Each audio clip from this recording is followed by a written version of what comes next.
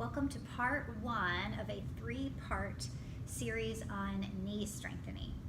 Those of you that know me already know that I have battled persistent knee pain for several years, and I'm finally beginning to see some improvements, and I believe I have these exercises to thank. So the first one today is taken in a seat with a blanket that's rolled up like a log. It doesn't have to be really thick in diameter.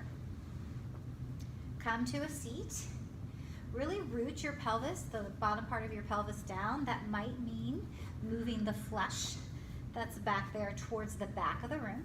You'll sit up nice and tall, hands supported, whatever feels good for your shoulders. Heels are rooted into the ground, and you're going to press the backs of your knees into that blanket for 5 full breaths.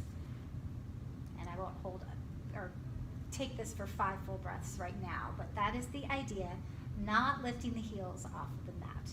So do that for 5 breaths, and then repeat that as many times as you are able. Ideally, you could work up to maybe 30 repetitions of this. And you might notice stronger knees. The purpose of the pose is to help your kneecap, your patella, to better connect with your femur bone, your thigh bone. So give it a try. Let me know if you have any questions at all, and stay tuned for part 2 of knee strengthening.